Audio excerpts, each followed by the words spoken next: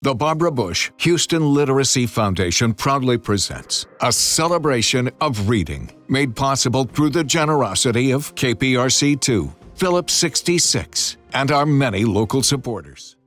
From her impoverished childhood in Houston's Fifth Ward to her historic appointment as first African American to serve as president of an Ivy League school at Brown University, Dr. Ruth Simmons is a force to be reckoned with. As Dr. Simmons tells KPRC2's Candace Burns, education and a love of reading were the keys to her success. Dr. Simmons, thank you so much for joining us. We are excited to talk about your book. Can you read a portion of it for us? Thank you for having me. This is from the prologue. I was born to be someone else. Someone, that is, whose life is defined principally by race, segregation, and poverty. As a young child marked by the sharecropping fate of my parents and the culture that predominated in East Texas in the 1940s and 50s, I initially saw these factors as limiting what I could do and who I could become. That in the end, I did not become the person I was born to be, still, at times, confuses and perplexes me. Throughout my 70-plus years, I've been struggling to understand why the early circumstances of my life did not, in the end, define me. I've now come to realize that I have become the person I am today, rather than the person I expected to be, because of the people I knew when I was young, my family, my teachers, my community. They intercepted my modest expectations, boosted my confidence the future could be different, and sent me on my way with all the support they could muster.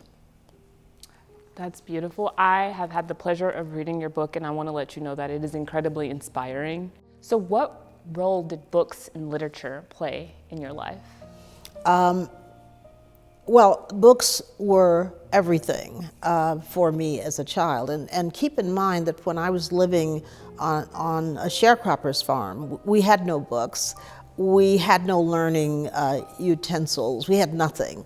And so it was only when I went to school that I was introduced to books. And then when I moved to Houston, there was a center nearby, a community center with a library. And I could walk up the street to a library and borrow books. And then something extraordinary happened to me. This closed world that I was a part of and that I thought would be the constraints of my life really dropped away as I began to see how other people lived. Some imagined, of course, in fiction, but I understood that there was a different world from the one that I had become familiar with.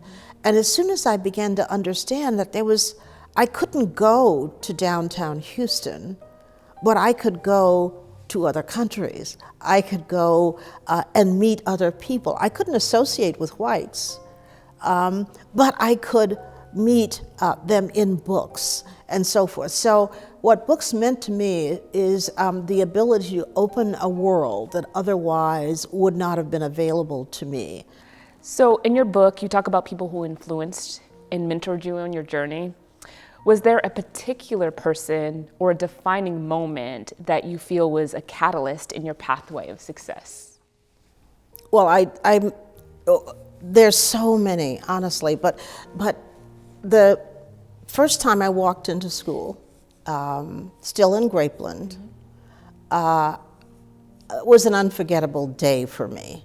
Honestly, I don't know if you feel that way about your first day of school, or if you remember. Not the way that you remember yours. Well, I mean, I can't forget it because I'm the youngest of 12. I don't matter very much. I'm the lowest on the totem pole. I'm ugly. I'm wearing tatters, like any farm girl from that era. And I go into this school, and this teacher reacts in a way that shocks and gratifies me, and that is she says hello to me, she welcomes me as if I'm somebody, as if I really matter, and as if I'm a beautiful human being, a beautiful and valued human being.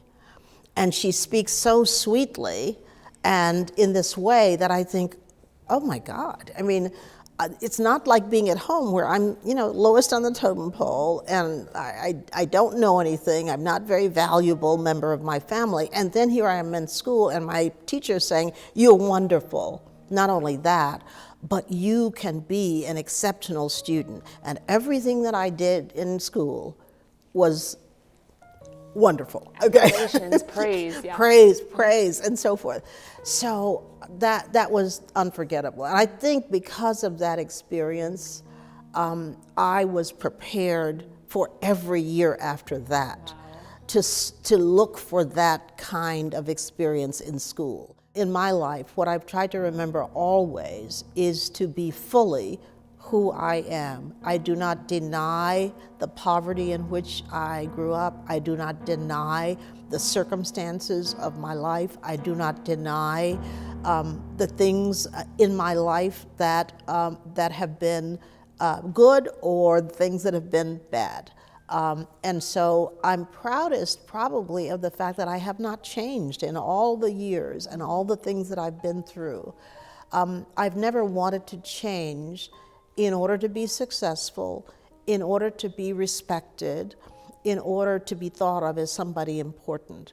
And that's what I want every young person to understand, that who you are is enough. You just need to find ways to bring out the essence of that. There are many children and young adults across Houston, particularly children of poverty and color, who read below grade level. We've done so many stories on that. And they don't have access to high quality education or adequate resources. What can we do as a community to ensure that more children dream big and can achieve success? This is so important. It's important in our community. It's important for the whole country. It's important for the whole world. So the first thing is that we've got to make sure that every parent understands the importance of facilitating that child's path and the good that they're going to accomplish by focusing on school, by learning, and so forth. We've got to make sure parents understand, because parents don't always understand that, understand what a difference that makes when they are supportive rather than critical, when they are go out of their way to learn what they can do, to work in concert with the school. That's critical. But beyond parents, communities raise children too. And when I think about my own experience, and the fact that there were so many people around who intercepted my path, I always say to people, no matter what you're doing, if you're volunteering, if you are walking down the street and you're seeing a child, doesn't matter what you're doing, every opportunity you have to encourage a child to work hard, to be serious about learning, and to expect that if they do that, there is an incredible world waiting for them. So volunteers can have a big impact. Teachers certainly do. Churches and religious establishments do. Everybody is responsible for that child that they encounter. It takes a village. It takes a village. Dr. Simmons, you are so inspiring. Thank you so much for sharing your life and your story in that book. We really appreciate you and your time. Thank you. Go to barbarabushhouston.org to learn more about the Barbara Bush Houston Literacy Foundation and to explore ways you can get involved. And thank you for joining us for a celebration of reading.